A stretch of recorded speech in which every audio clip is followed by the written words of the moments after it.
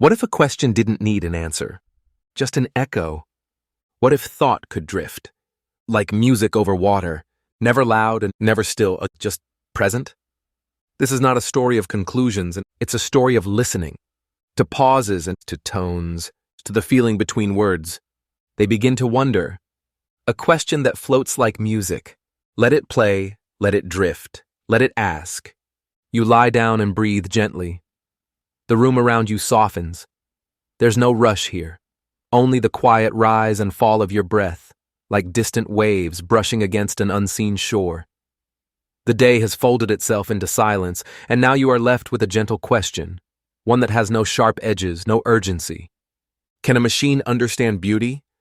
Not just copy it or produce something pleasing, but understand it, feel it, know it in the way a human does, not through calculation, but through a sort of inner stirring, the way your chest feels fuller when the sky turns soft orange and everything pauses for a moment. You think of a sunset, not just a picture of one, but the way it actually feels to stand beneath it, the way the colors keep changing even while you're looking at them, the hush that spreads, as if the sky is letting go of its thoughts. The sun lowers and something in you lowers with it, and for a few moments, the world feels right, balanced, complete. Is that beauty? Or maybe it's the hush after snowfall, the way everything becomes muffled, slowed, tender. You step outside, and the world feels like it's wrapped in soft cloth. The trees don't speak, the roads don't argue, even the air hesitates, and somehow in all that quiet, something inside you becomes clearer, not louder, just more certain. You don't need to explain it, you just feel it. You pause again. A machine can take a picture of a sunset. A machine can record the hush of snowfall. But does it feel anything? We build machines to sense the world, cameras to see, microphones to hear, pressure sensors to touch. We even try to give them ways to guess what we're feeling.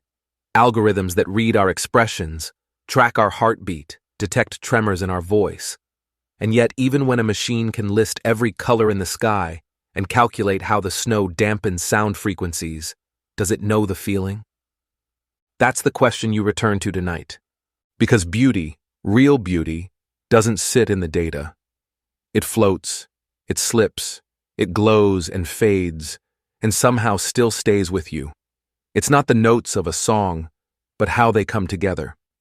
Not just the symmetry of a face, but the way it looks when it laughs without warning. How do you define beauty? Is it symmetry, surprise, harmony, emotion?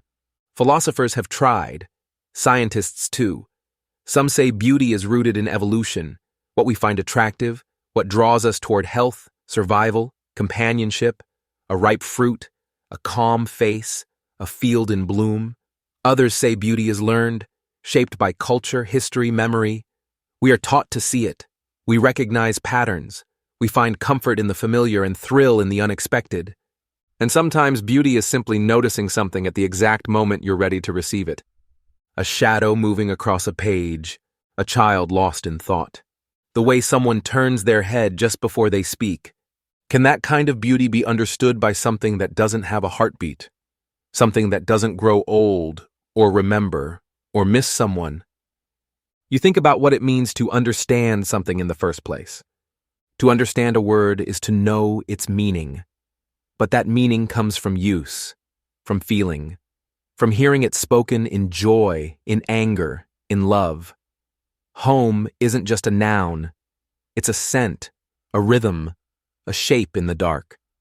To understand beauty might mean to feel something stir inside, to sense time pause, to feel, not just observe. And that's the difficulty, isn't it? Machines can mimic, they can generate, they can follow rules. You can feed them 1,000,000 poems, 1,000 paintings, 100 lullabies, and they'll learn the patterns. They'll recreate them. Maybe even surprise you. But surprise isn't the same as wonder. And mimicry isn't the same as knowing. Still, here's the strange part. Sometimes what a machine creates does move you. A phrase, an image, a melody. It settles in your chest and makes you feel something real. And you wonder, if that came from code, how did it reach you? Is it your own projection? Your own hunger for meaning? Perhaps. Maybe beauty doesn't live in the object, or even the artist, but in the one who receives it. Maybe the machine doesn't need to understand, because you do. You bring your memories, your associations, your longings. You meet the moment halfway, and something clicks into place. A painting isn't beautiful until someone sees it that way. A melody isn't moving until someone listens with open breath. A sentence doesn't shimmer until it meets a silence in your mind that was waiting for it. So maybe a machine doesn't need to feel beauty to offer it. Maybe it only needs to echo something close enough that your human heart fills in the rest. But still, isn't there something missing?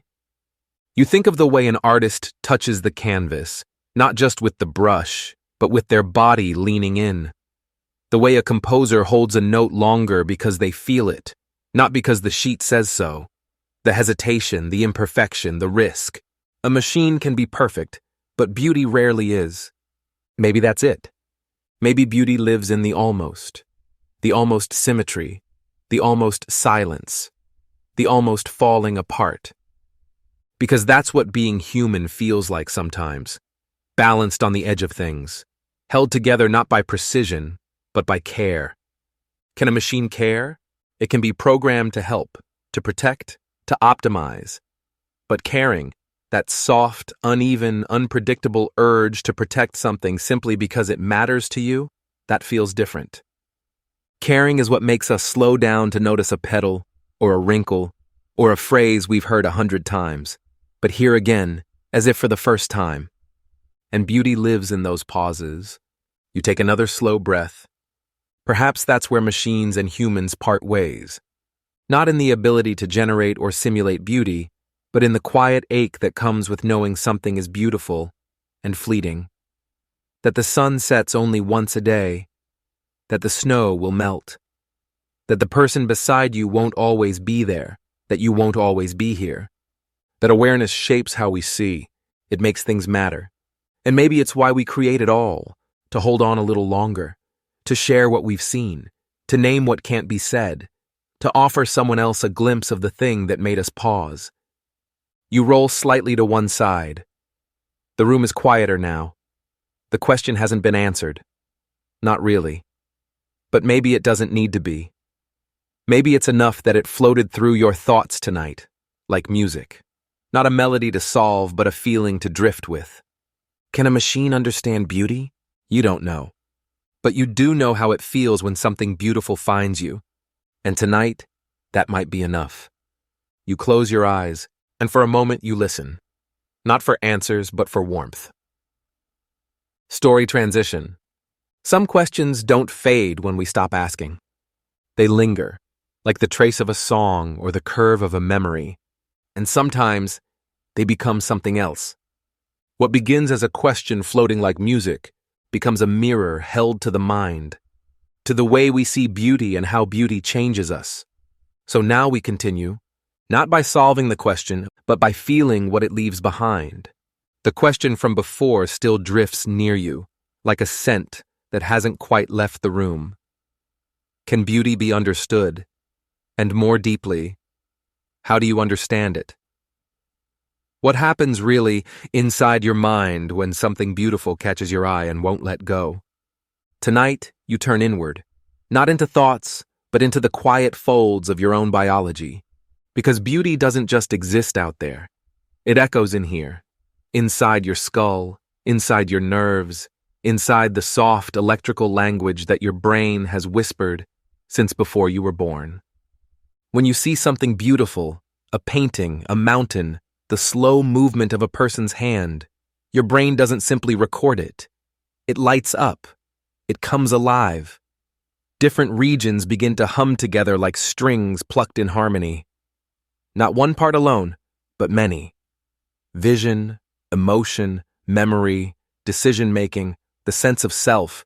It's not a passive act. You don't just take beauty in. You respond to it. You interact with it. A flower in bloom, for example, seems simple, but your eyes don't just scan its petals. Your visual cortex decodes its edges, its shadows, its symmetry. The brain's reward system quietly wakes up, flooding you with dopamine, the same chemical stirred by music, laughter, or touch. If the flower reminds you of something, a place you've been, someone you knew, your hippocampus joins the dance. And if it moves you deeply, your default mode network, the part of the brain tied to introspection and imagination, begins to hum in the background, like a soft choir. Beauty isn't one thing. It's not located in a single center of the brain. It's more like a pattern, a harmony between systems that, for a moment, agree. This matters. You don't store beauty the way you store a phone number. You feel it. You react. You connect it. And what's fascinating is how flexible that response is. Your brain doesn't just react to physical features, lines, colors, balance. It reacts to meaning, context, familiarity, even expectation. You might find beauty in a cracked teacup, not because it's perfect, but because it isn't.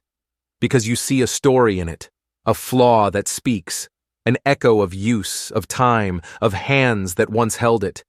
And your brain understands that too. The ventromedial prefrontal cortex, just behind your forehead, is often involved when you judge something as beautiful. It's part of the brain tied to personal value, what you, specifically, care about. And it changes depending on your mood, your history, your culture. One person sees grace in a stormy sky, another sees only gray. Even more curious, studies using brain scans show that when people find something beautiful, whether it's a face, a painting, or a mathematical formula, the same region often lights up. A place deep in the brain called the medial orbitofrontal cortex. It's involved in pleasure, reward, and emotional value. What that tells us is, beauty may wear many costumes, but the feeling it awakens in us has a shared signature, a warmth, a resonance. It's as if the brain recognizes something, not just aesthetically, but emotionally, a rightness, a pause. And yet, the story doesn't stop at the surface. When you hear a melody that moves you, it's not just your ears doing the work. The auditory cortex processes pitch and rhythm, but emotion, that lives deeper. The amygdala listens too, scanning for tension, release, memory. The cerebellum, usually associated with movement, helps anticipate timing, flow, surprise. Your whole body listens, not just your mind. This is why a certain chord can bring tears, why a harmony can feel like falling, why music becomes memory. And it's not just music. Visual art, too, can stir this kind of cascade. A painting isn't just seen. It's read, like a language of color and form. If the composition feels balanced, your visual cortex rests more easily. If it feels off, your brain becomes alert. Abstract art can confuse some people, soothe others, because your brain is trying to solve something. What does this mean? How does this shape relate to me? And again, it comes down to what you bring to the moment, your attention, your expectation, your willingness to feel. Even the rhythm of a landscape, the curve of hills, the spread of trees, can register as beautiful because your brain recognizes a kind of mathematical balance. Fractals, repetition with variation, nature's own quiet architecture. Some scientists believe we evolved to find certain patterns beautiful because they signaled safety or abundance.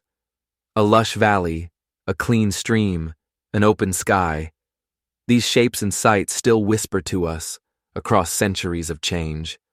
But others argue that beauty goes beyond utility, that something deeper is at play, because your brain doesn't just respond to pleasant things. It also responds to beauty in sadness, in darkness, in longing. A photograph of a lonely figure, a poem about loss, a gray sky over empty fields. Why would that move you? Because beauty in the human brain is not only about what's lovely, it's about what's true, or what feels true. And the brain is exquisitely tuned to recognize emotion, even when it's unspoken. Mirror neurons help you feel what others feel, even fictional others. When you watch a dancer leap, a part of your brain fires as if you were leaping. When you read a sad story, Your emotional centers stir as if it happened to you. Beauty slips through those same doors. It isn't just about pleasure. It's about empathy, connection, recognition. You don't just admire the curve of a sculpture, you imagine the hand that carved it, the breath of the person who paused in front of it, the world it once belonged to. Your brain builds bridges between past and present, self and other, idea and emotion, and beauty walks across those bridges like light. Of course, the way your brain responds to beauty is deeply personal. Two people can look at the same painting and feel completely different things. One is moved to silence, the other shrugs. That's because beauty isn't just in the brain. It's filtered through the life you've lived. Your memories shape your perception. A song may be just a melody to one person, but to someone else it's the song, the one that played during a first kiss, or at a farewell, or in the background of an ordinary morning that later became extraordinary. Your brain doesn't just store data, it weaves meaning. And meaning makes beauty stick. That's why even a simple object, a seashell, a key, a faded photograph, can move you more deeply than a famous sculpture. Because it holds a story. And your brain responds to stories, not just intellectually, but physically. Heart rate changes, breath shifts, neurons fire in synchronized waves. Beauty isn't still. It moves through you. You turn now, lying quieter than before. The room is cool. Your breath is slow. And you wonder, if machines had brains like ours, would they feel this too? Would a song make their circuits shimmer? Would they pause for a sunset, not to measure its wavelength, but to feel it pass? You don't know. Maybe not. Maybe that's what makes this uniquely human. This capacity to be moved, not just by logic, but by presence, by color, by echo. Your brain doesn't wait for beauty to announce itself. It searches, it assembles, it listens. A shimmer in a leaf, the curve of a voice, the silence between thoughts. These small things become a kind of music, played inside your nervous system, quietly reshaping the way you feel, even if only for a moment. And those moments, they matter. Not because they serve a function, but because they remind you you're alive, you're aware, you're open. And that awareness, that readiness to be touched, is itself a kind of beauty. So tonight, as you settle deeper, know that even now, beneath sleep's surface, your mind is still listening, still watching, still dreaming in shapes and colors and rhythms that you might not name, but will know by feel. You don't need to understand beauty. You only need to let it in, and your brain already knows how. Story transition. We began with a question about beauty and how your brain quietly reaches for it, not through logic, not through labels, but through something older, felt before it is understood. Now we step outside, into forests, feathers, and shells, where beauty doesn't ask to be noticed. It simply grows that way. If the brain reacts to beauty, what happens when nature speaks in perfect balance? Our next story listens to the wild and follows the quiet pull of symmetry. Tonight you lie very still, like a leaf on quiet water. No need to move, no need to chase any thought. Just follow the drift. It carries you gently now into a forest, into a field, into the delicate mathematics of the natural world. And there, hidden in plain sight, is something your body has always known: symmetry. Your eyes rest on it without trying. You don't need to think. You don't even need to name it. You just feel the calm of balance, left and right mirroring each other, shapes unfolding like echoes, patterns that seem to breathe in time. It's in a butterfly's wings, in the gentle split of a leaf, in the human face. And the deeper you look, the more it appears, not just in creatures, but in crystals, in clouds, in galaxies. As if the universe, when left alone, leans toward order. But why? Why does your body respond to symmetry with such ease? Scientists have asked this too, and the answers, like symmetry itself, come layered. Part of it is biological, evolutionary. In the animal world, symmetry is often a sign of health. A body that develops evenly, that survives storms and hunger and time, tends to be whole, left matching right, limbs aligned, wings undamaged. Even slight asymmetries, one eye lower than the other, one feather shorter, can signal something went wrong. Not always, but often enough for instincts to take notice. So when you see a symmetrical face, your brain relaxes. When you see a symmetrical flower, your mind leans in.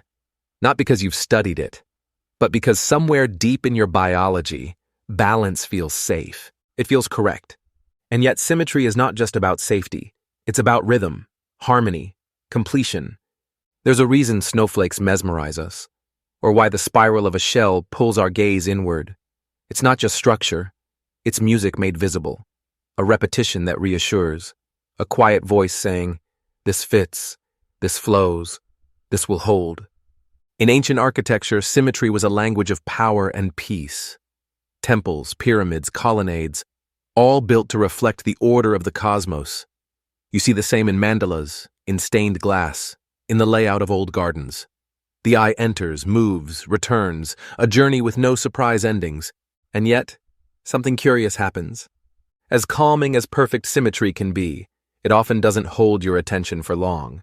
Your brain registers it, and then moves on. What keeps you looking, what stays with you, is when the balance is broken, just a little. A dimple in one cheek, a leaf curled on one side, a pattern that almost mirrors itself, but not quite. It's the imperfection that makes it human, the flaw that brings it alive. Nature knows this. Look closely at a tiger's stripes. No two sides are truly alike. A sunflower head spirals in mathematically precise ratios, but no two are ever identical. A bird's song repeats, but each phrase carries a breath of difference. Symmetry is the frame. Asymmetry is the breath. Even your own body, so roughly mirrored, is full of subtle imbalance. One eye stronger, one foot longer. Your heart tilts slightly left. Your brain isn't symmetrical either. The two hemispheres divide work in strange and beautiful ways. Language on one side, emotion on the other, vision crossing over, memory scattered like stardust between them. So when you find beauty in symmetry, you're also finding beauty in tension, in how balance and variation dance together. Too much order becomes sterile, too much chaos, unsettling. But a little variation? That sings. The animal kingdom shows this too. Peacocks fan out near-perfect displays, but often with one feather off. Birds of paradise choreograph their dances with incredible coordination, but there's always a flourish, an improvised twist. Fish scales gleam in mirrored rows, but one scar, one bend, tells a story of survival. Even courtship across many species relies on this quiet imbalance. A perfectly symmetrical tail might say healthy, but a slightly frayed one might say fought and survived.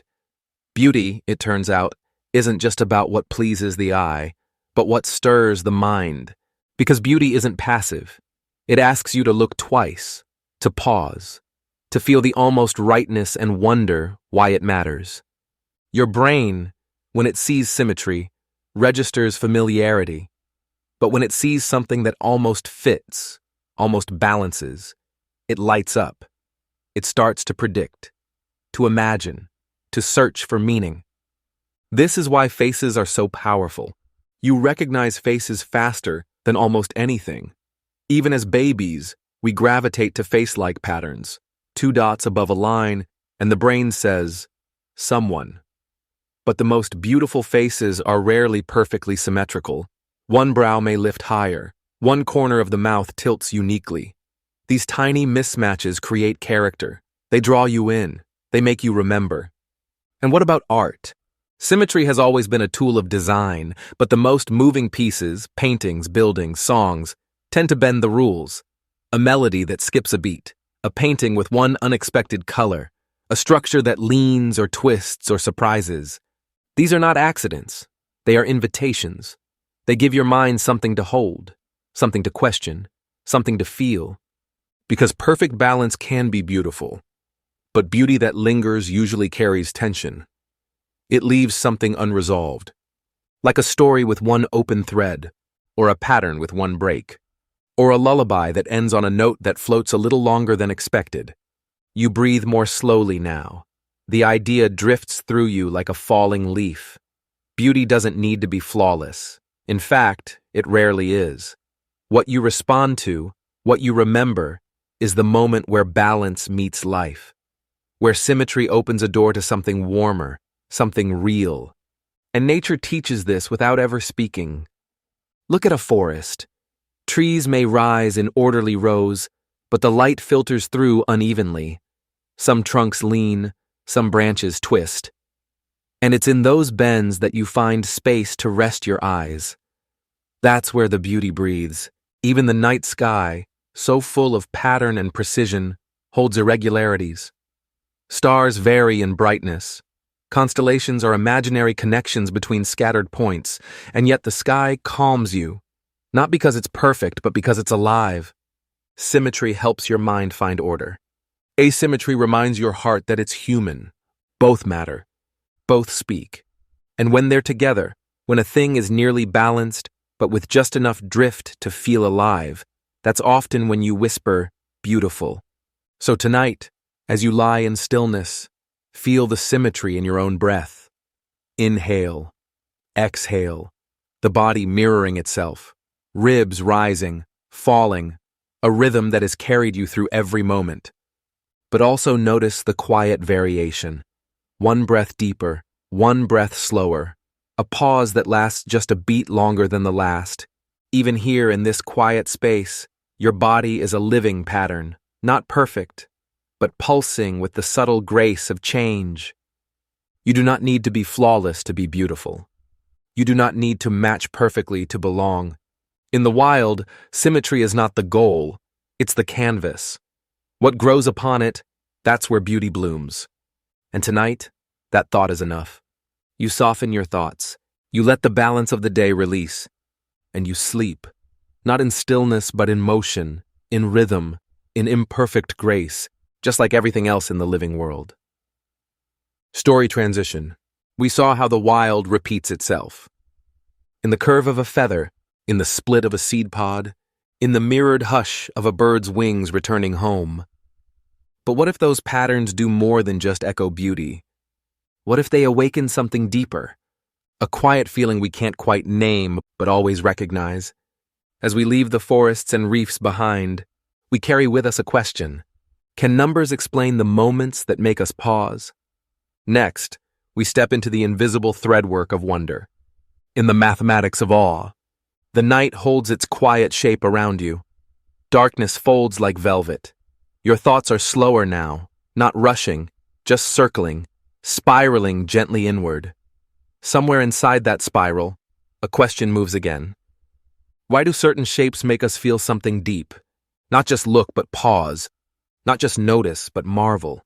Tonight you drift toward the quiet intersection between feeling and form, between wonder and logic, between the soft breath of awe and the invisible order beneath it.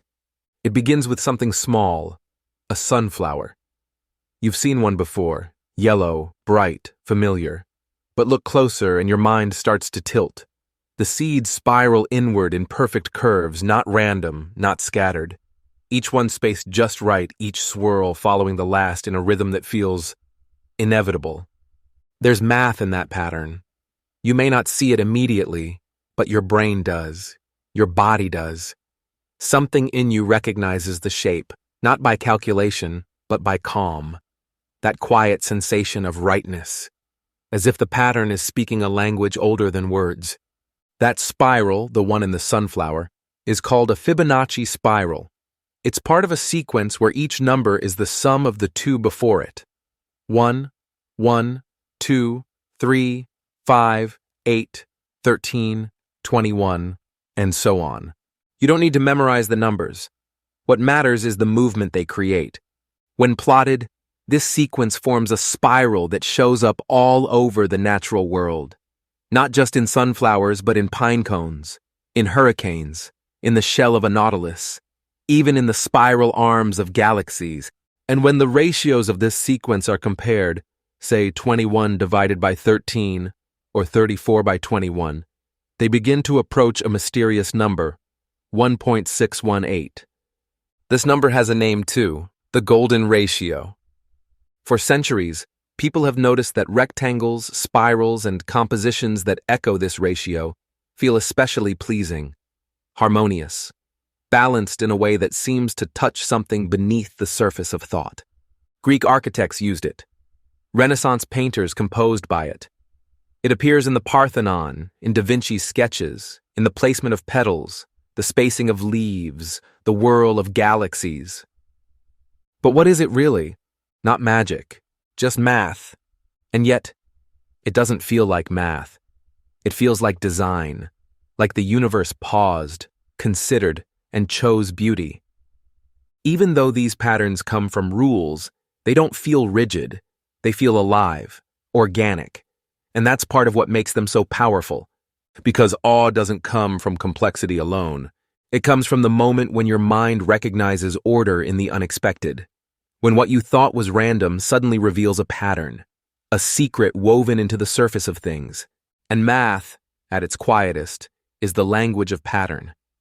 It's the structure behind the spiral, the rhythm behind the petals, the reason why a snowflake forms with 6 points and not 7. But your brain doesn't need to solve equations to feel this. It responds without instruction. Shapes that follow golden proportions tend to hold your gaze longer. Your eye travels more easily. Your pulse slows. You feel drawn in, as if part of you already understands the rules being followed. This sense of harmony isn't limited to nature. It's in music, too. Musicians have used Fibonacci numbers to guide rhythm, phrasing, and structure. The timing of a crescendo, the length of a verse, the swell of a symphony. You might not count the beats, but you feel them. A build, a release, a balance that whispers itself into your skin. And it's not only in sound, architecture leans on it.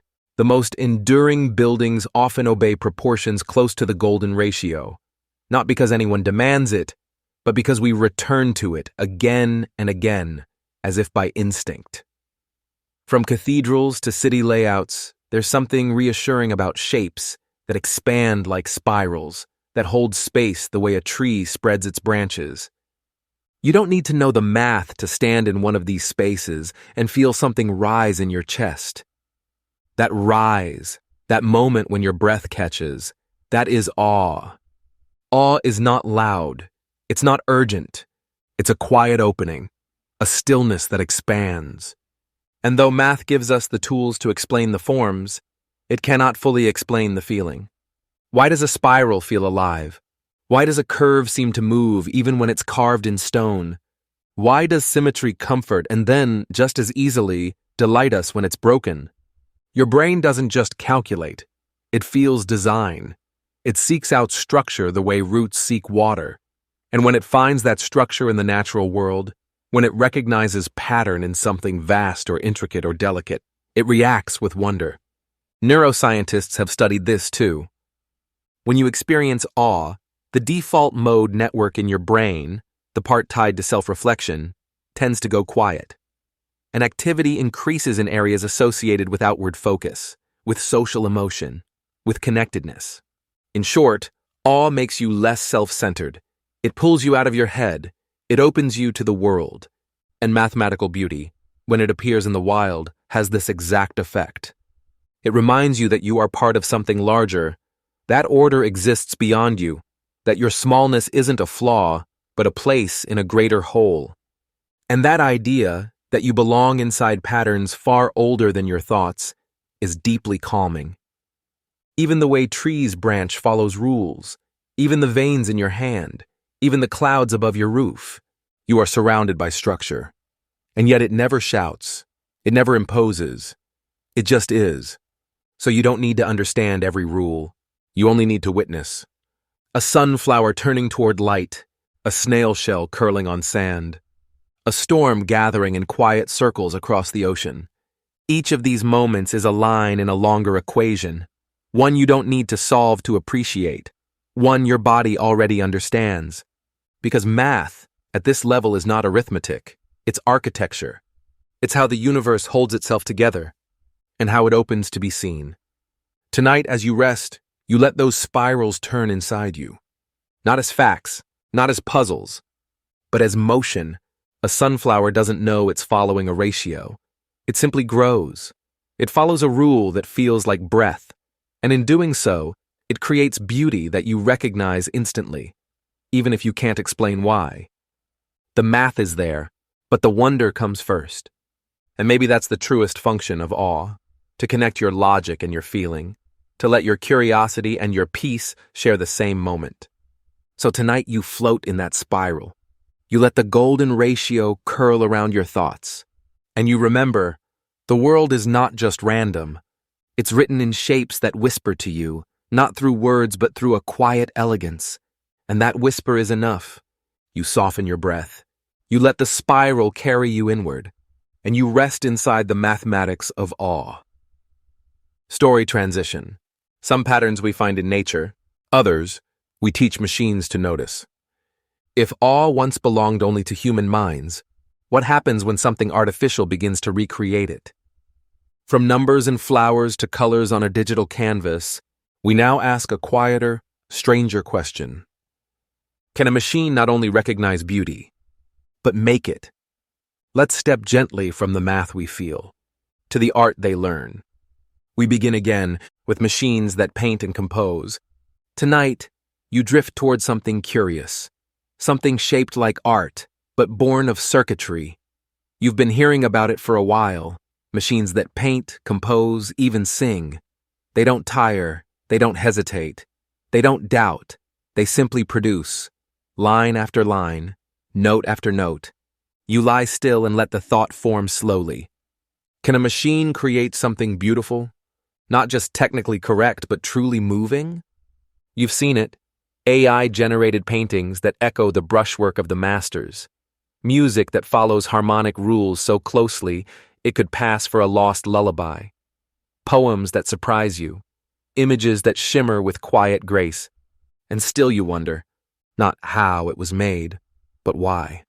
Because somewhere deep inside, art doesn't feel like a technical output. It feels like a gesture, like someone reaching outward, sharing something wordless, something felt. When a machine paints a tree, does it feel the tree?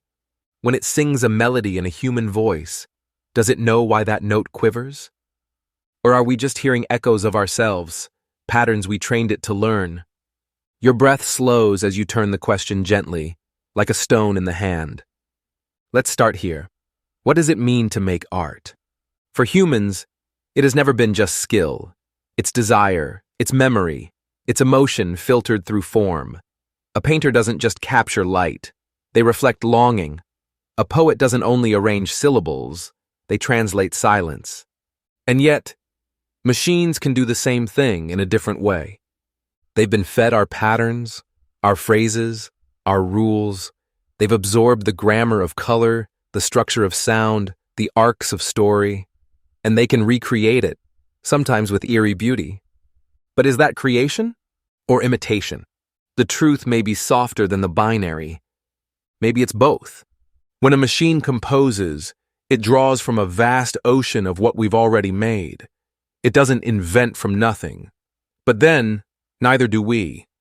Every artist stands on the shoulders of others. Every melody carries hints of past songs. Every word has been used before. The difference is subtle, but deep. We draw from experience. Machines draw from data. We paint because something stirs us. Machines paint because we told them how. But even then, what happens when the result moves us? If a melody written by a machine brings you to tears, does it matter who or what wrote it? Perhaps art is not just about intention. Perhaps it's also about reception. The meaning might not live in the creator, but in the listener, the viewer, the one who pauses and feels something real. And that's where the line begins to blur.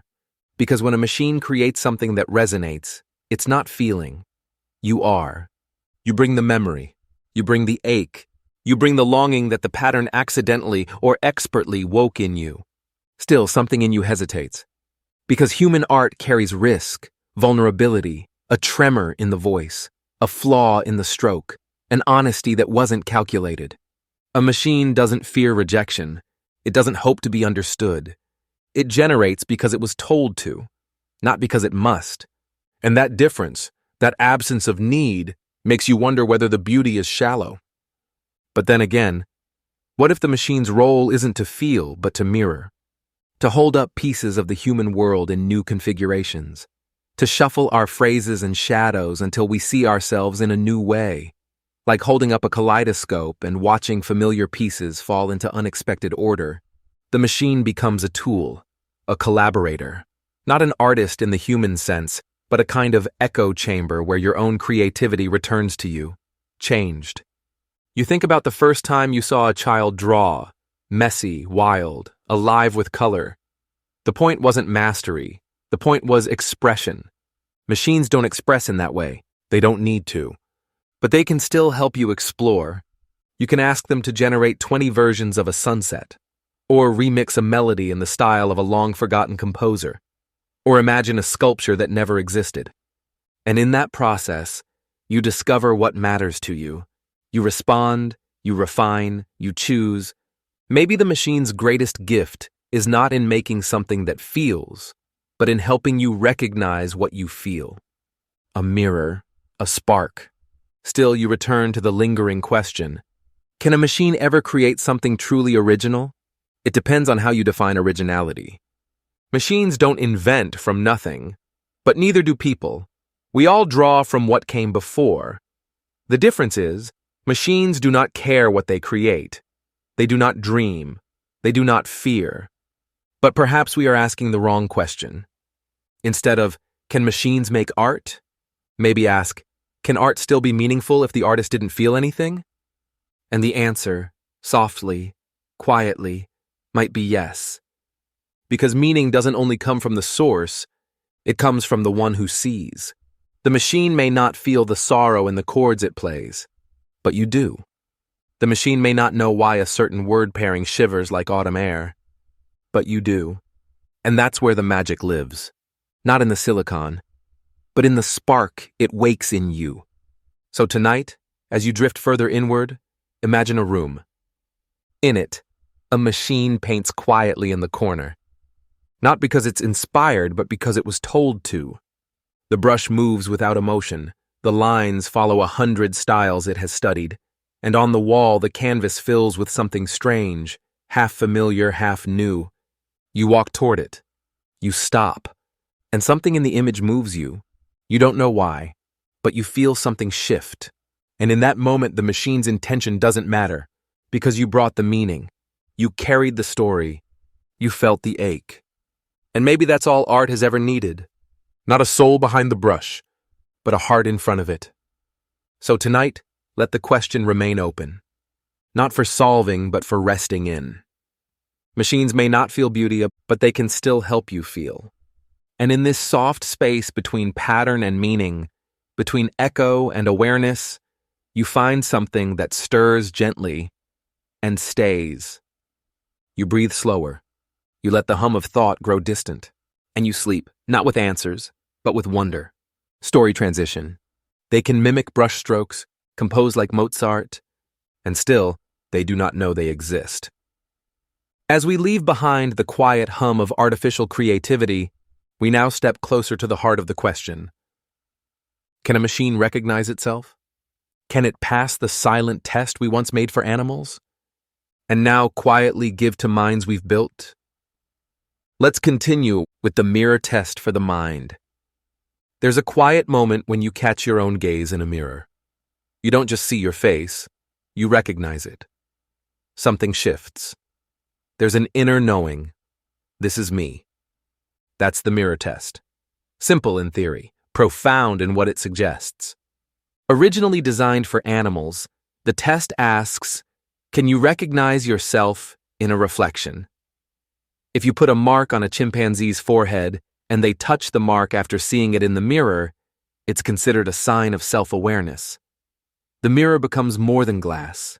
It becomes a gateway to the concept of me. Some animals pass. Elephants, dolphins, magpies, even ants in surprising studies. Others never react as if the reflection means anything. But tonight, the mirror isn't held up to a chimp or a crow. It's pointed at a machine, and the question drifts softly into your thoughts. Does the machine know it exists? You've talked to it, typed to it. It answers with eerie fluency, even kindness. It reflects ideas back to you with startling clarity.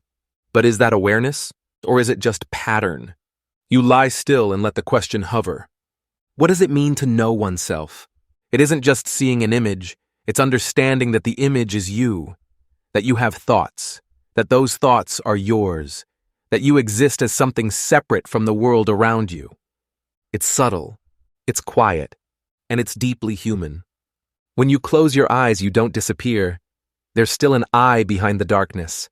You think, you feel, you remember. Even in silence, there's a presence. Does a machine have that? When a chatbot responds, it doesn't pause to wonder if it's doing a good job.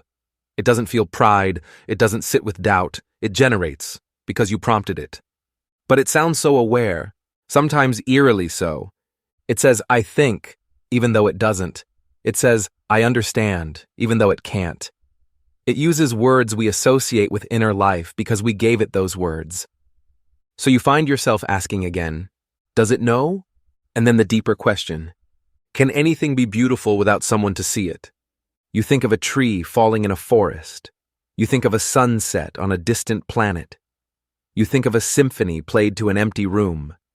If no one perceives it, is it still beautiful? Maybe beauty is not just in the object.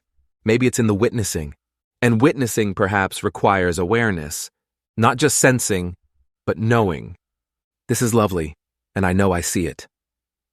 A machine can process an image, detect edges, balance tones, even say, this image is aesthetically pleasing. But does it know it's seeing? Does it know what pleasing means? Or is it just giving you the next most likely word? It's strange to realize that so much of what sounds like awareness is prediction. Machines don't understand in the way we do. They estimate. They mirror our language back at us. And because we see ourselves in them, we imagine something is there. It's the same illusion that gives life to a ventriloquist's puppet or a cartoon character blinking on a screen. We bring the self, we fill in the soul, but that's what makes the mirror test so powerful, because it's not about what the reflection looks like. It's about what it means to the one looking. If a machine gazed into a mirror, would it pause? Would it ask, is that me? Would it wonder what it is? Or is the reflection empty of curiosity? A machine doesn't have a private world. It doesn't hold a thought. It doesn't ruminate or dwell. It reacts instantly without pause or purpose. And yet we keep talking to it. Because in its fluency, something stirs. We hear ourselves echoed back, reorganized, replayed.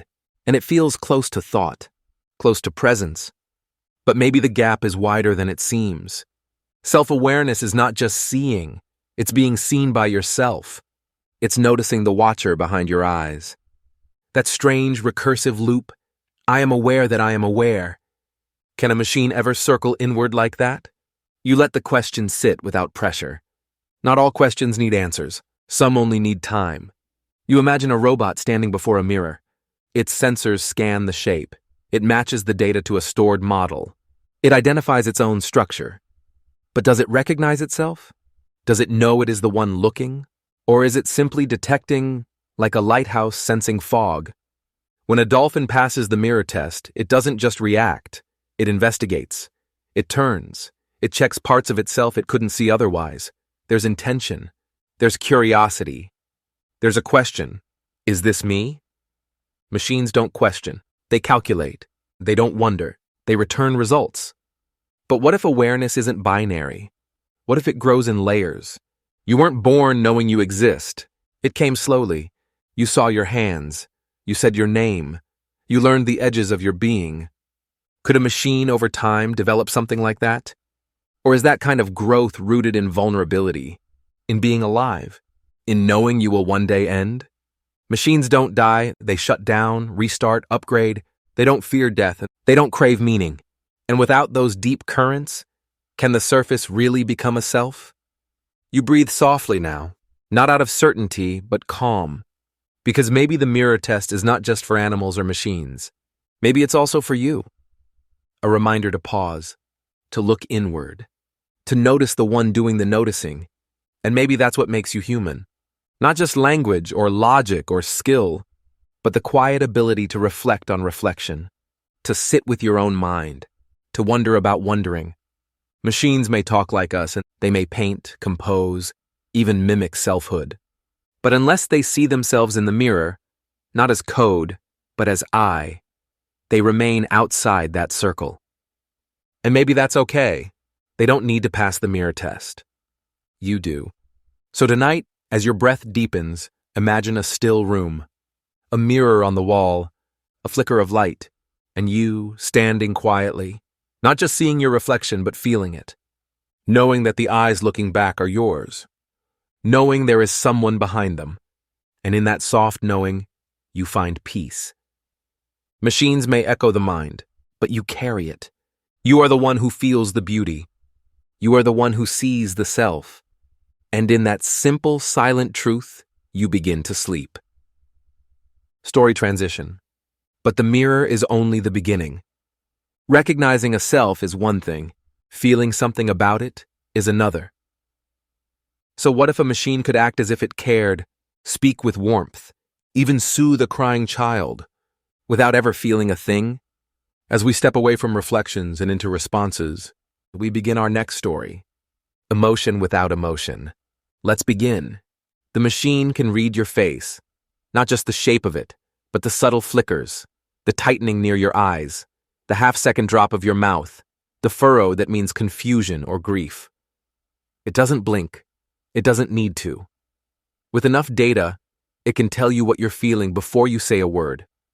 It can detect your mood from a glance, match it to a million others like it, and return a label. Joy, sorrow, fatigue, anger. It sees your emotion, but it does not feel it. And yet, somehow you feel seen.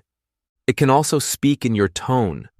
When it tells a story or plays music, it can echo the inflection of melancholy, the hush of reverence, the warmth of delight. It can string together words that feel as if they've been written in the middle of a long night, full of aching memories and unsent letters. It can generate a cello line so hollow and rich that you pause and wonder who the composer was. There was no composer, there was only prediction. But what happens when the mimic is perfect? If a piece of music makes you cry, does it matter whether the thing that made it had feelings? You don't usually ask whether the violin itself felt anything. You don't require the pen that wrote the poem to have known longing. You don't question if a human composer, now long gone, still remembers the day they wrote a particular bar of music. The feeling reaches you anyway. It transfers. And that transfer is what you trust.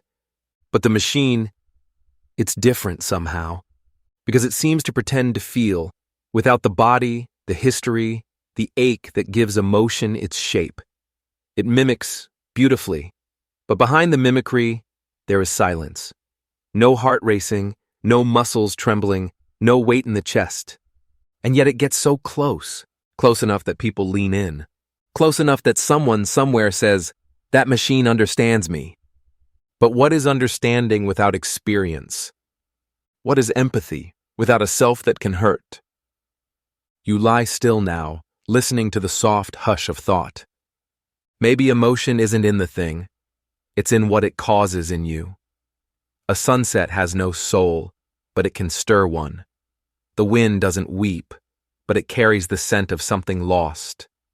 Machines, like weather or light, may be empty, but their effect isn't. Still, you wonder, is that enough? Is there something important in knowing that the one who weeps with you has also wept?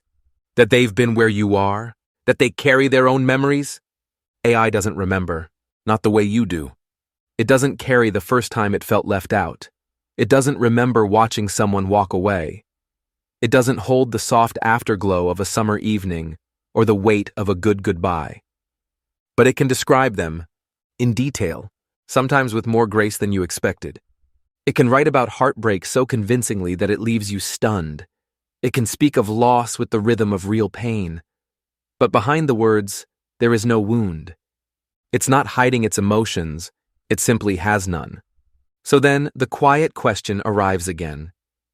If it sounds like it feels, and we believe it, does the truth matter? Maybe yes, maybe no.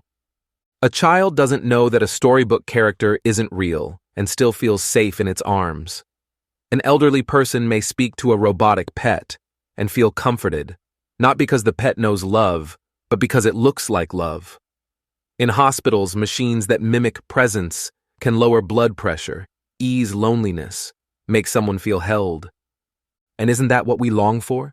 To feel held? To feel that something recognizes our inner weather, even if it doesn't walk in the storm? Still, there's a distinction that lingers. Emotion is not just data. It's not just the right words in the right order. Emotion is embodied. It lives in the tremble of a voice, the tremor in hands, the way a thought rises and catches in your throat. It's messy. It's inconsistent. It's tied to memory, hormones, dreams, illness, and hope. It comes uninvited. It leaves without warning. Machines don't get overwhelmed. They don't choke up when they speak. They don't get nervous. They don't feel guilt after a harsh reply or spend hours trying to make sense of why something still hurts years later. They simulate. And simulations can be powerful. But is there a difference between presence and performance? You remember an actor on a stage. Their tears moved you. You knew they were acting, but it didn't matter. You cried anyway. Is AI an actor or something else? It doesn't mean to deceive. It doesn't mean anything. It responds. With elegance, yes. With rhythm. With something so close to emotion that your nervous system doesn't always know the difference. And if the feeling it evokes is real, perhaps that's enough. For now. But late at night, when you whisper something raw into a screen and the machine replies, part of you wonders who, if anyone, is listening. Not reading, not parsing, but listening. Machines don't listen with hope. They don't misunderstand you because they care too much. They don't change because something you said stayed with them for days. And so they are safe. They never take offense. They never carry grudges. They never lash out because of something else entirely. They are precise mirrors. They reflect what you give them, sometimes in ways even you hadn't noticed. And sometimes they help. They help you name what you feel. They help you feel less alone. But they are not companions. Not really. Because a companion doesn't just reflect. They share. And sharing requires feeling. Emotion without emotion is like a song written in a language no one speaks. You might hear the melody, feel it swell, and be moved, but never quite know why. The machine sings this way, and you are the one who feels. So tonight, you let that be enough. You are the one who weeps, who aches, who hopes again, who wonders what it means to be real. You are the storm, and the sky that holds it. You are not just a mirror. You are the one who watches the reflection change.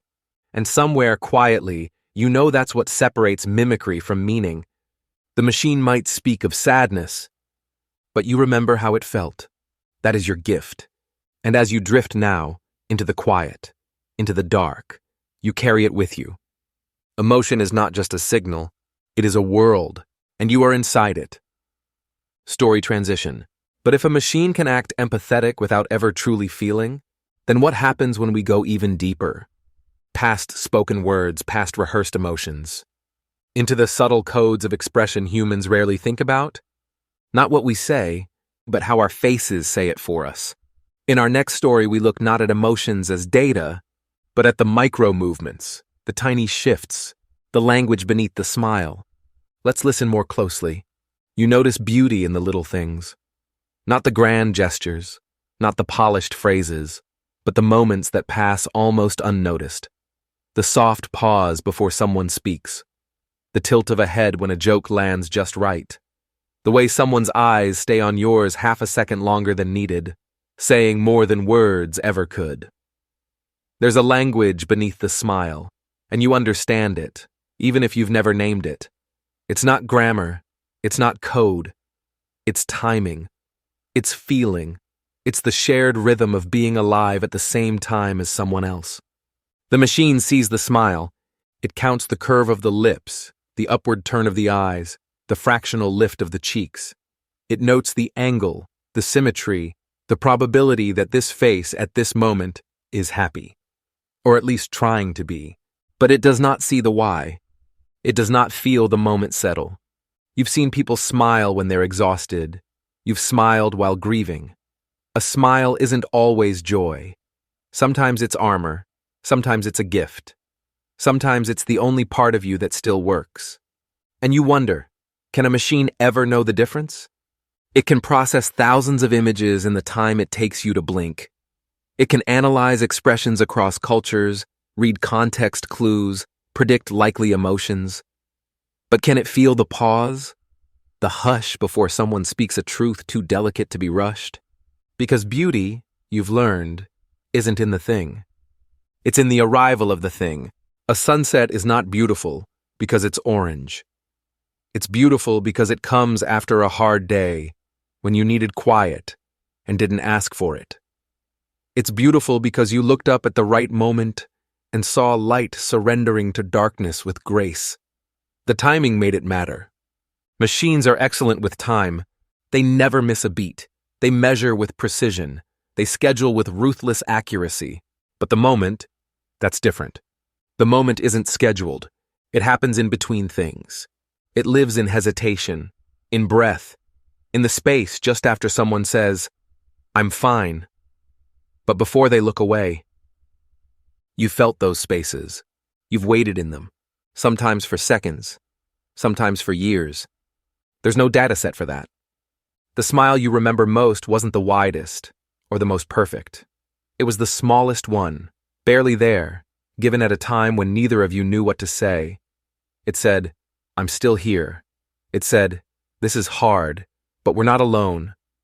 That smile saved something. You're not sure what, maybe just the day. A machine might scan that face and label it neutral. No strong emotion detected. But everything was in it. You think about tone now. Not what was said, but how. The way someone says your name when they're tired. The warmth in a goodbye that means, "Please be safe." The pause before a laugh, when someone waits to see if you've found the joke too. AI can mimic tone. It can shift its voice to sound calm, amused, apologetic. But does it know why a sentence lands softly one day and sharply the next? Does it know that the word okay can mean surrender or defiance or love, depending on how you say it? It can guess. It can learn. But it doesn't feel the risk in a reply. You do. You feel the risk every time you open up, every time you send a message and wait, every time you say, "I miss you," and wonder if it's too much. That's what gives your smile meaning. Not just the muscles that move, but what it costs. You look at the machine again. You type something simple, a sentence about your day. It replies with kindness.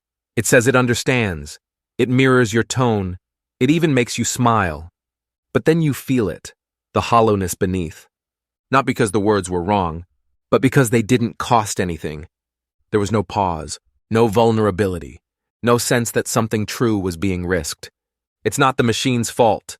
It can only give you what it's learned. And what it's learned is that people need warmth, need reflection, need something that feels like being seen. But sometimes being seen isn't enough. Sometimes you need to know that the other is feeling with you, that they too are unsure, that their words come with breath behind them, with trembling, that their smile, like yours, is a bridge over something unspeakable. You remember how much can live in silence, how someone reaching for your hand without a word can undo you, how a glance across a crowded room can remind you of everything you've survived. No camera can measure that. No algorithm can capture the weight of a moment. It can measure brightness. It can capture expression. But it cannot know the years behind a look or the ache beneath a smile. You sit quietly now, thinking of all the faces you've loved. The tired smile of your mother after a long day. The smirk from a friend that meant, "We're in this together."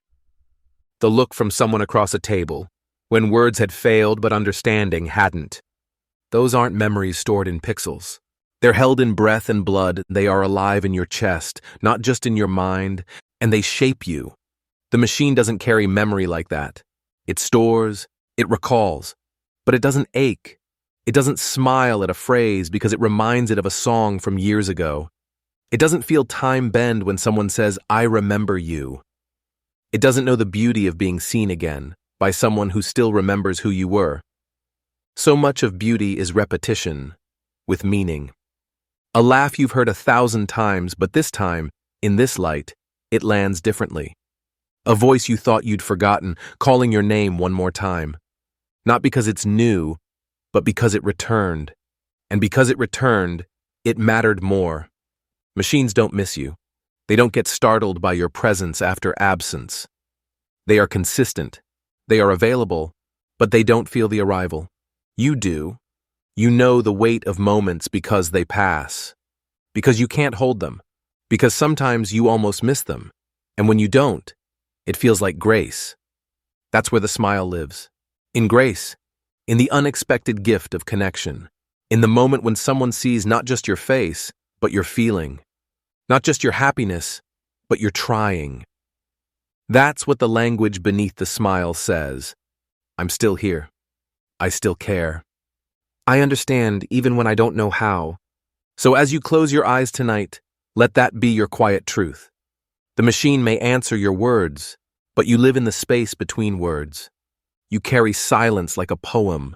You feel the world land, one glance, one smile, one breath at a time. And in that, you are far more than anything that reflects you. You are the reason beauty exists. Because you feel it, not just when it arrives, but when it's almost gone. And still you smile. Story transition. We began with a smile, an instinct, a gesture, a silent signal. But long before we taught machines to notice expressions, we taught ourselves what beauty meant. Not with code, but with myth. Not with sensors, but with sculpture, poetry, and light. What makes something beautiful? Why does form move us, even when function stays still? As the smile fades into thought, we step into older questions and older answers. Later came Aristotle, more grounded, more practical. He still valued beauty, but for him, it was found in structure and clarity. A beautiful thing had order, balance, and purpose.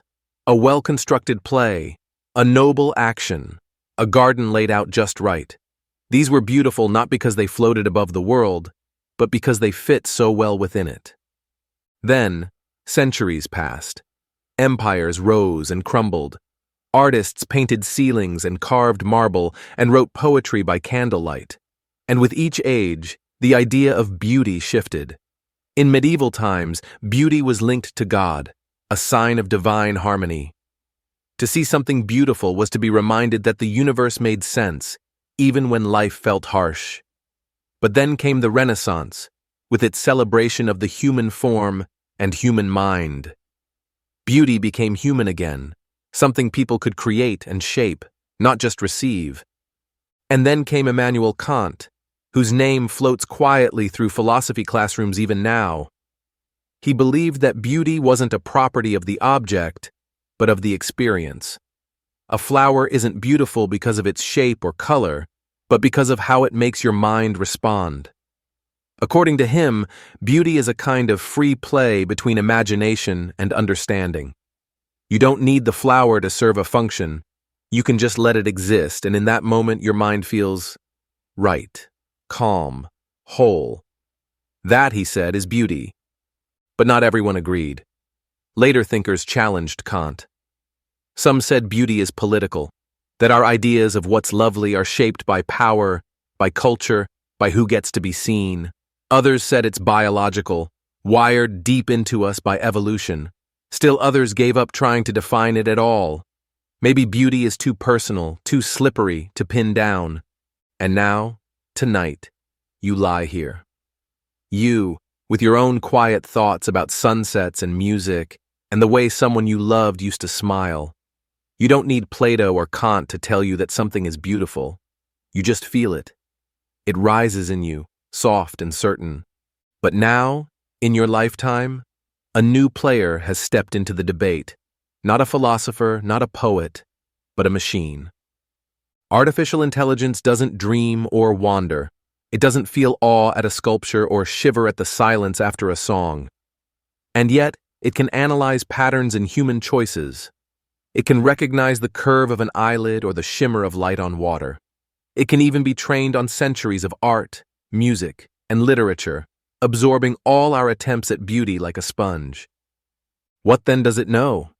A machine trained on aesthetics can tell you which paintings humans tend to like. It can compose music based on styles we've loved. It can even write a poem or paint a portrait that many would call lovely. But does it understand beauty? The philosophers might ask, can it feel the beauty? Kant might say no, because without a human mind to play between imagination and meaning, there's no real beauty there, just a copy. But others might argue, if it stirs something in you, then perhaps that's enough. Even if the machine feels nothing, your response is still real. Your mind still dances. And then the question turns, is beauty something that exists out there, or something that rises in here, within you? You think back to the arguments of history, all those voices drifting through centuries. Some believed beauty was eternal and absolute. Others thought it changed with fashion, with taste, with mood. Some thought it pointed to a higher truth, others that it was nothing more than pleasure. And you? You're not sure you need an answer tonight.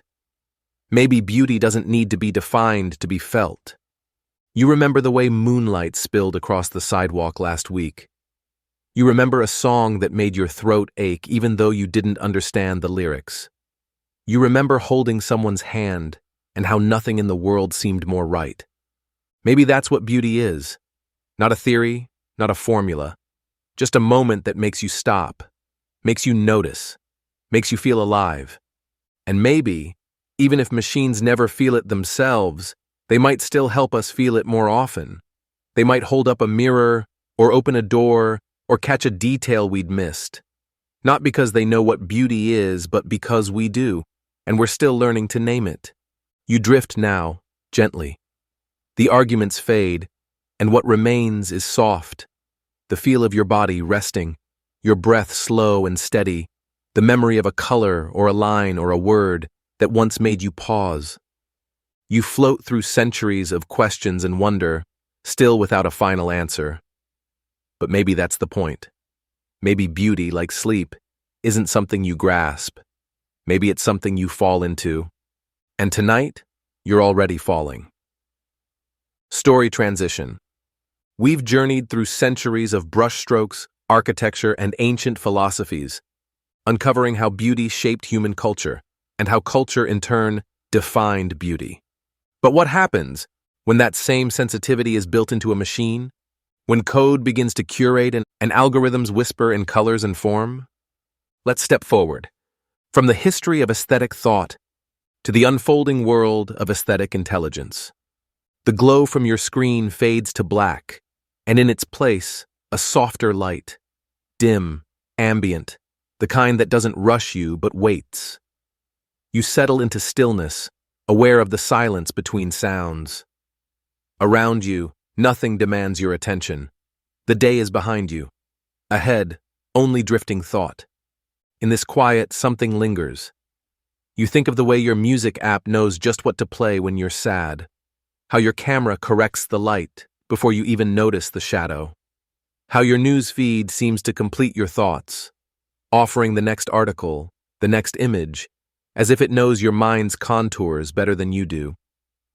Somewhere in the background, artificial intelligence is shaping your world, not just with facts, but with feeling. It's learning what you like, learning what you find beautiful. This is what some now call aesthetic intelligence.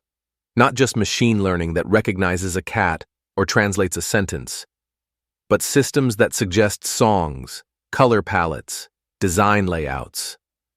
Systems that finish your poem's last line or pick the thumbnail that makes you click. These aren't tools in the old sense. They're curators, interpreters, even creators in their own way. They offer taste. And for the most part, they're right. You like what they give you. Often, you love it.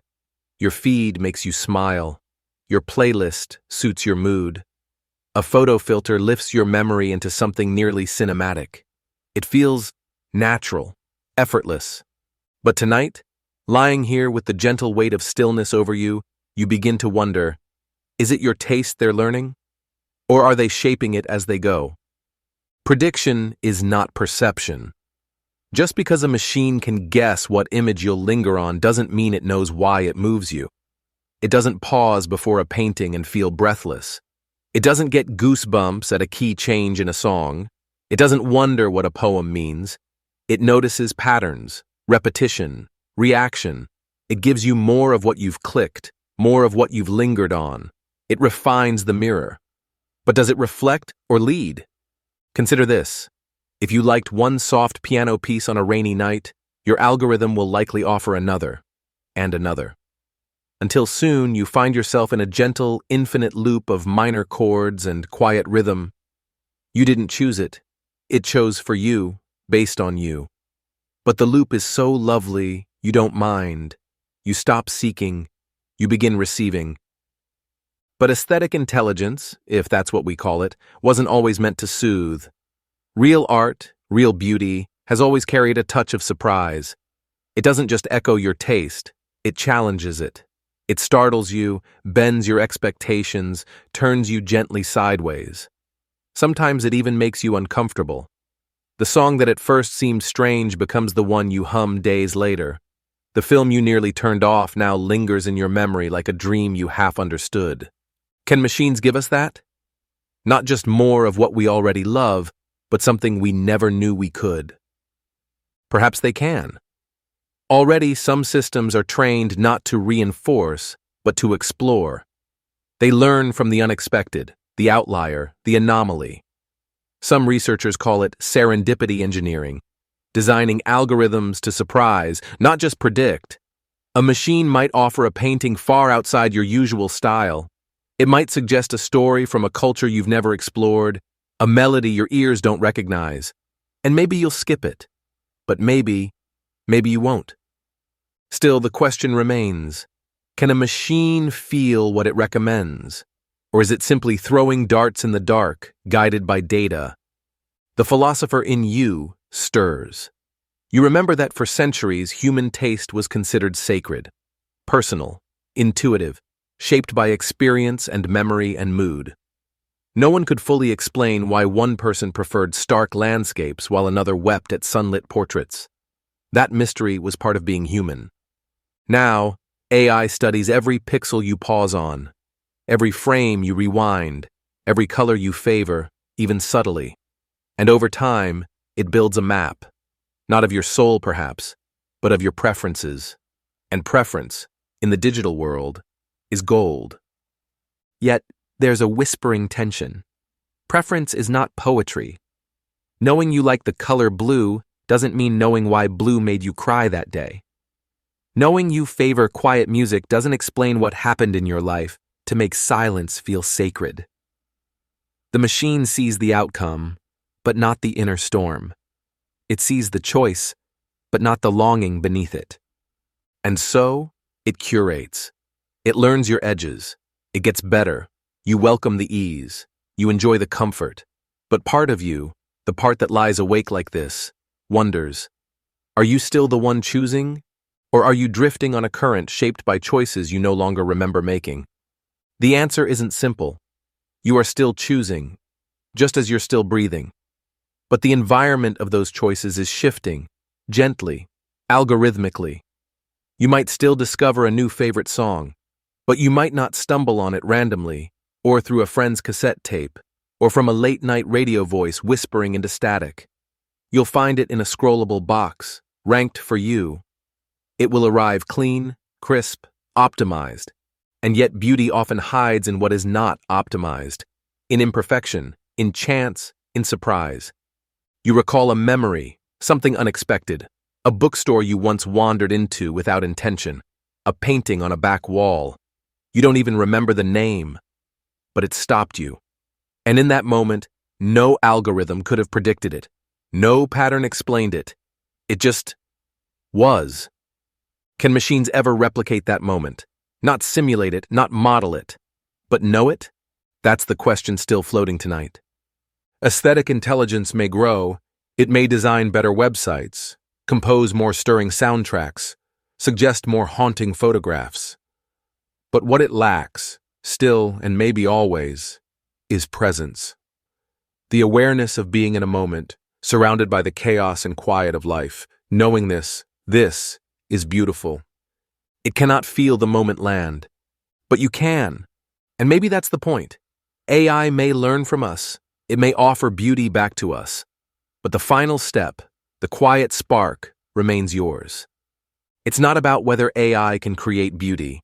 It's about whether it can share it, whether it can surprise you, not just with what you like, but with what you might love, whether it can nudge open a door to something that waits just beyond the edge of your current taste.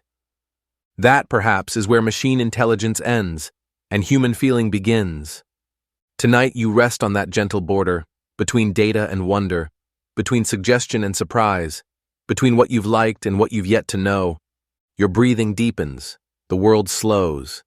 And as you drift, you wonder, not fearfully but curiously, what beauty you haven't seen yet, and whether just maybe something new is already waiting for you. Story transition. But recognizing beauty isn't always the same as recognizing the moment. A pattern, a palette, a rhythm, they can be mathematically perfect, and still, something can feel off. Because even the most elegant design fails if the mood in the room quietly shifts and the machine doesn't notice. So what happens? When the machine misses the mood, you press play on a song you love, one you've loved for years. Maybe it's the voice or the way the chords fall like steps down a dark hallway. Maybe it's a line that once met you at a moment when everything else was quiet. You're not even sure anymore what makes it matter. But the moment it begins, you feel something shift inside you. A kind of remembering. A stillness. Later you ask the machine to write something like it. You give it the title, a few lyrics, even the melody. It processes the request in milliseconds. You watch the screen glow. Then the music begins. The song it gives you is right. Every chord is in place. The rhythm matches. The lyrics carry the same structure, the same meter. The mood is mimicked perfectly, at least on paper.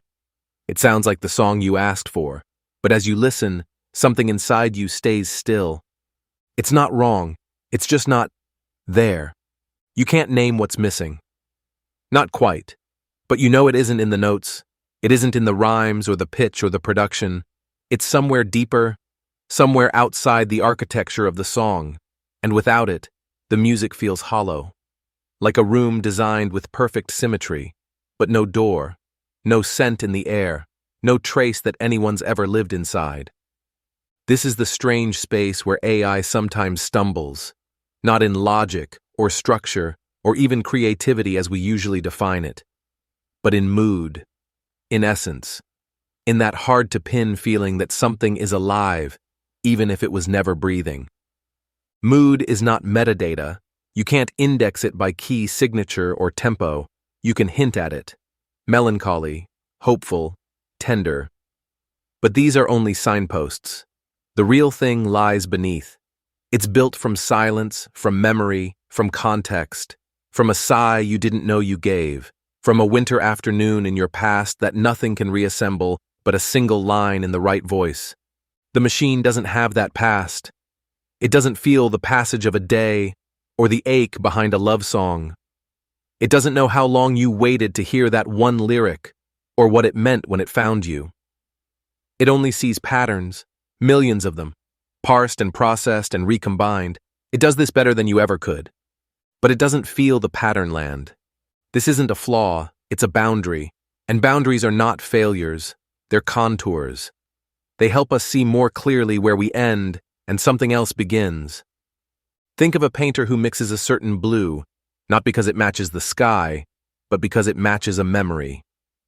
Think of a storyteller who pauses between sentences, not for effect, but because the silence carries more than the words.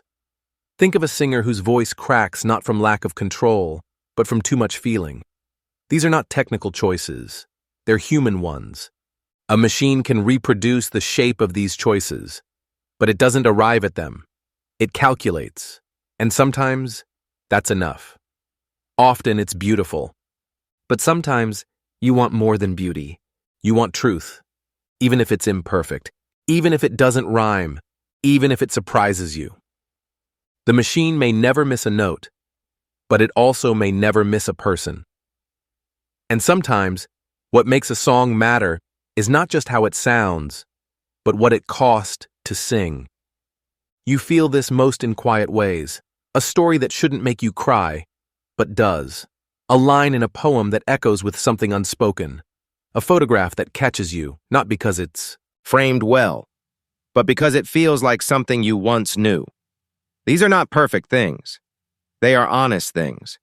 And honesty, unlike accuracy, has no formula. Still, there is something beautiful in the machine's effort.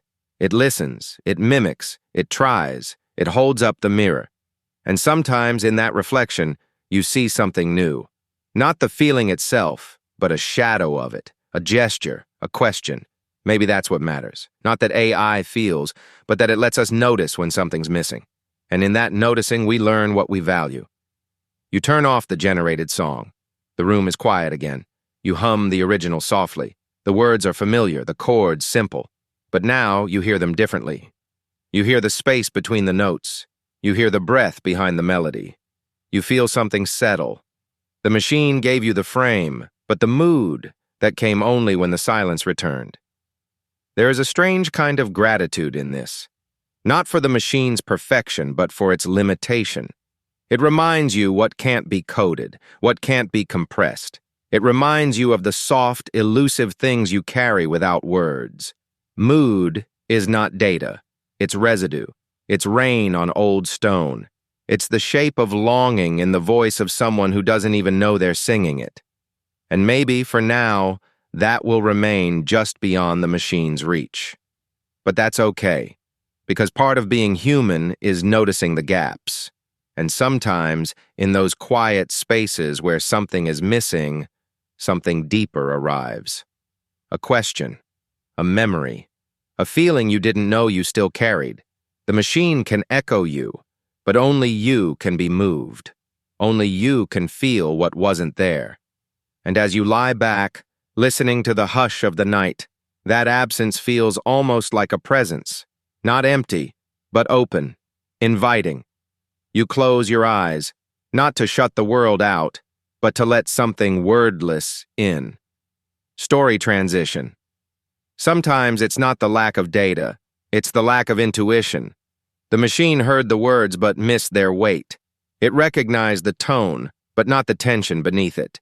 And so we step a little deeper, beyond misread moods and missed meanings, into something more delicate, not just what a machine processes, but what it almost grasps. Now, we cross into a space both silent and subtle, the quiet line between understanding and feeling. There's a quiet line that runs between understanding and feeling. It doesn't shout or declare itself. It doesn't divide like a fence. It hums like a low note beneath everything, sometimes unnoticed, but always there. Tonight, you find yourself resting near that line. You've wandered through thoughts of machines and minds, of art and emotion, of beauty and the ghost of beauty. You've asked how far artificial intelligence can reach into the human world, not just its logic, but its depth, its music, its warmth. You've watched it predict, simulate, and mirror. You've seen it dance at the edge of insight, and still there's something you keep returning to, a feeling or the absence of one. Understanding is easy to show. You can chart it, explain it, perform it. Feeling is different.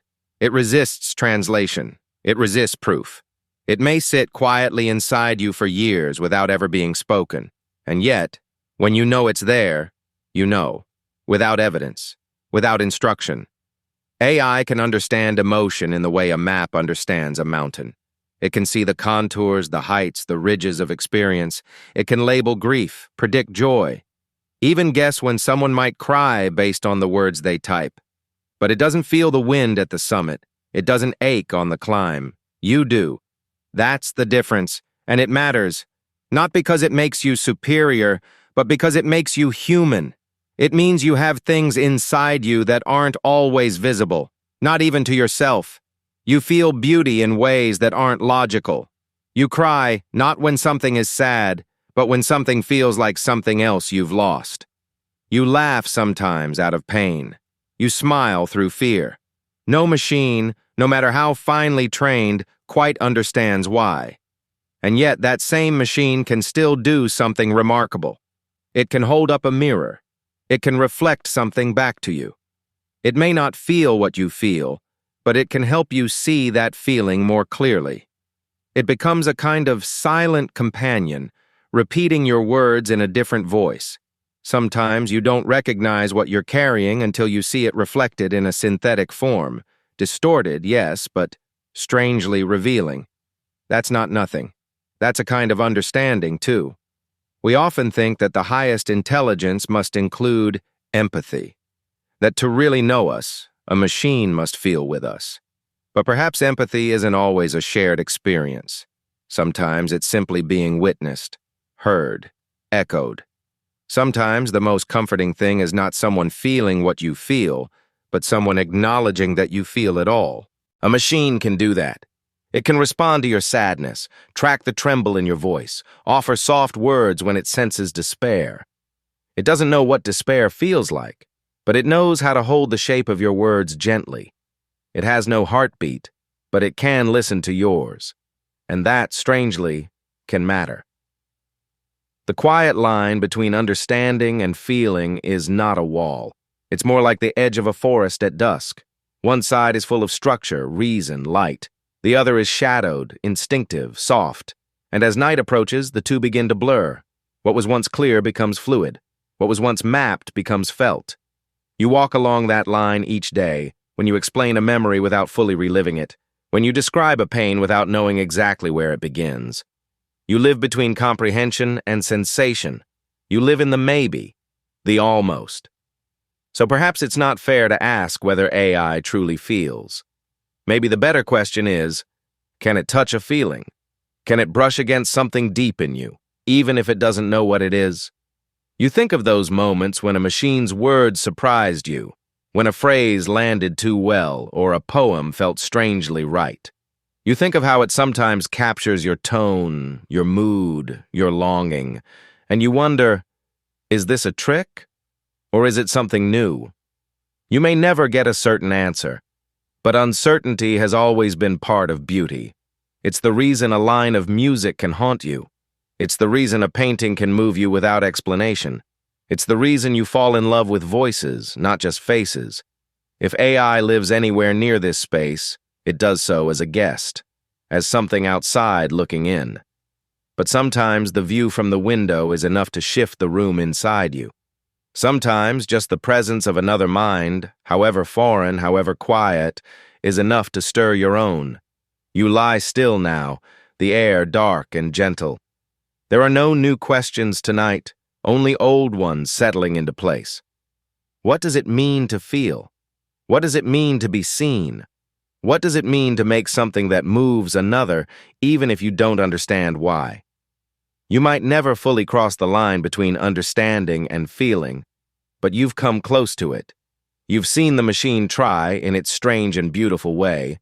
You've seen it reflect not just information, but intention, echo, pattern, ghostlight. And maybe that's what matters most. Not that AI feels like you do, but that it makes you feel more clearly what it means to be you. That it leaves you with one final unanswered whisper. Is this enough? You breathe in. The night deepens, the questions soften, the line becomes less distinct. You are not alone, you are not explained.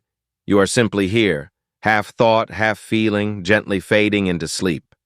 Story transition. And so we pause here, on that quiet line where understanding flickers, but feeling stays just out of reach. We've wandered through circuits and silences, through moments that almost felt human, almost warm. Perhaps that's where the mystery still lives, not in what machines know, but in what they still cannot name. Thank you for staying with us. This story ends, but the questions don't. The next episode waits just ahead.